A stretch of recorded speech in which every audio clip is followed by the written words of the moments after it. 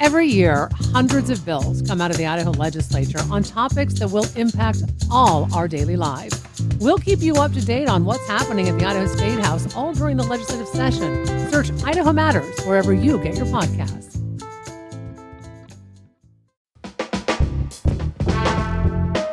Good morning, happy Thursday. It's the Connector, Idaho Daily News from Boise State Public Radio. I'm Troy Oppie. This morning, Governor Brad Little yesterday signed into law a bill that adds work requirements and changes the state's Medicaid expansion program.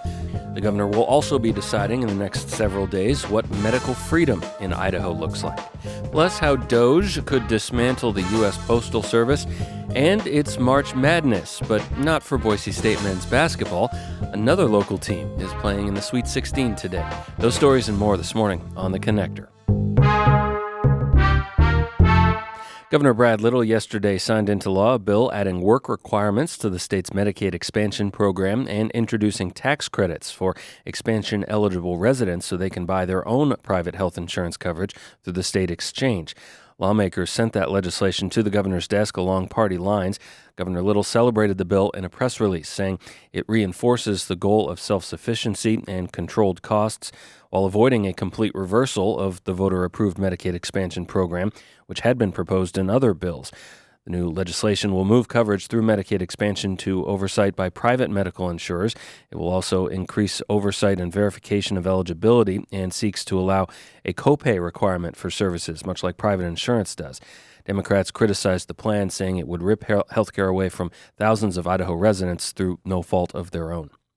A bill restricting transgender people from using certain restrooms cleared a Senate committee yesterday. James Dawson has more. The proposal from Republican Representative Barbara Ehart would apply to prisons, domestic violence centers, and universities. If a public entity doesn't take, quote, reasonable steps to block trans people from using specific bathrooms, it could be sued. Nearly every person who testified in a Senate committee opposed it. Several transgender people say they feared they'd be assaulted if forced to use bathrooms not aligned with their gender identity. Ehart says it's just the opposite. That's not what's going to happen. It's not what's happened. But the other concerns are probably more real as to what happens to our women if we don't protect them in the prisons, domestic violence centers, and our dorm rooms. As for enforcing the bill, she compared it to reporting someone smoking marijuana in a public bathroom. Assistant Senate Democratic leader James Ruckte. Smoking pot in a public bathroom or anywhere in Idaho is against the law. Being transgender is not, at least not yet. Ehart says she intends to amend the bill to allow correctional officers to work in certain areas within county jails or state prisons.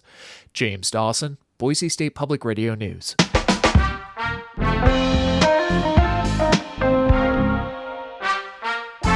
It'll be up to Governor Brad Little whether private businesses in Idaho can refuse to serve customers who don't treat their own health conditions. House lawmakers passed a bill yesterday to do so. It significantly broadens an existing law banning COVID vaccine mandates to now include any, quote, medical intervention. Republican Representative Lucas Kaler says the argument that this policy would supercharge the spread of communicable diseases is, quote, negligible. Because it's a part of life. It's always been a part of life. It's part of what makes us human. We have immune systems, and those immune systems, by and large, regulate. Republican Representative Stephanie Mickelson is one of 14 Republicans to oppose the bill. I'm all for personal medical freedom. What I am concerned about is that personal medical freedom then puts other people at risk, businesses at risk, their reputations at risk. The proposal has already passed the Senate. Once it hits Governor Brad Little's desk, he'll have 5 days to sign, veto, or let the bill pass into law without his signature. Governor Brad Little yesterday announced that State Department of Corrections Director Josh Tewalt has left the position for a private sector job, and his deputy is being elevated to the role. Bree Derrick became deputy director under Tewalt in 2019, a year after he took the top role. In a news release announcing the change, the governor touts Derrick's leadership and success with creating a strong prison system staff as among the best in recruitment and retention in the nation. Tewalt, meanwhile, had been with IDOC for 18 years. The governor's announcement says Tewalt shared his departure plans at the beginning of the year but agreed to stay on through most of the legislative session. As the so-called Department of Government Efficiency, or DOGE, sets its eyes on reforming the U.S. Postal Service, the Maine Postal Workers Union says it could lead to the privatization of one of America's oldest public services. Here's Julie Luquetta with more. In 2018, a task force commissioned by the Trump administration reported that privatizing the USPS would negatively impact rural areas. It is a service. It is not a business. That's Omar Gonzalez, the Western representative for the American Postal Workers Union. The Western region has, in particular, a vast amount of territory like Montana, Idaho. We provide service to top of a mountain down to the lowest part of a gully. He says millions of people rely on the USPS to deliver mail at the same cost everywhere. We do not need DOGE coming in and gutting the operation in an attempt to sell it. And the reason they want to sell it is it's because it does make money. The Postal Service does not use tax money to operate. In 2024, despite making almost $80 billion in revenue, it reported a $9.25 billion deficit. Julie Luquetta, Boise State Public Radio News.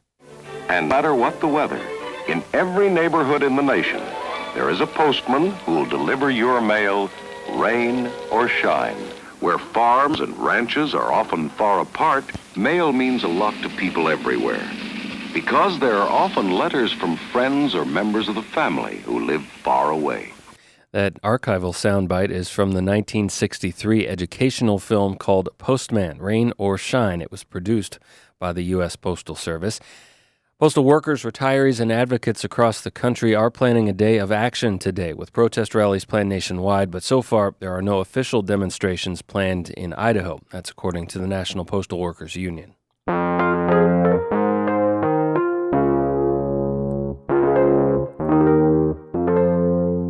Wildland firefighter advocates are celebrating the permanent pay raises included in a larger funding bill passed by Congress last week. Here's the Mountain West News Bureau's Murphy Woodhouse with reaction. For several years, federal wildland firefighters have anxiously watched Congress to see if legislators would pass permanent raises or simply extend temporary raises again.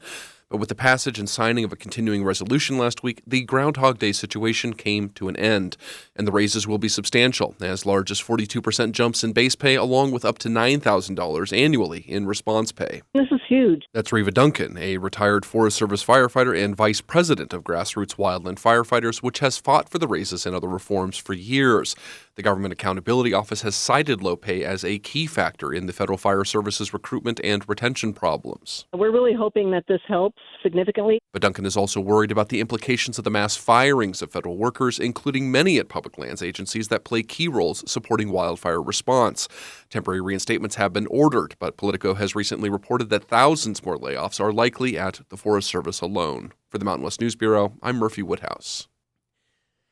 March Madness, of course, begins today. The Boise State men's basketball team is still at home, left out of the NCAA tournament for the first time in 4 seasons. The Broncos were among the first 4 teams out this year. Boise State instead is prepping for the College Basketball Crown. That's a new 16-team tournament in Las Vegas. It begins March 31st. Boise State will meet George Washington University in the quarterfinals of that tournament. College of Idaho men's basketball team, though, is dancing. They tip off in the Sweet 16 of the NAIA tournament today in Kansas City. The top-seeded Yotes face 4th-seeded Langston College of Oklahoma. It's a rematch of last year's national semifinals that Langston won. Tip-off is at 4 o'clock Mountain Time. Games are streamed online at naianetwork.com. If basketball is your thing, I hope you get the chance to break away and watch some action over the next several days. It's a great time of year to be a basketball fan. Thanks for listening to The Connector on this Thursday. Go make it a great day. I'll be back here for you again tomorrow morning. Our news director is Sasha Woodruff. Our general manager is Tom Michael. Our digital strategy manager is Lacey Daly. And I'm Troy Oppie. The Connector is a production of Boise State Public Radio News.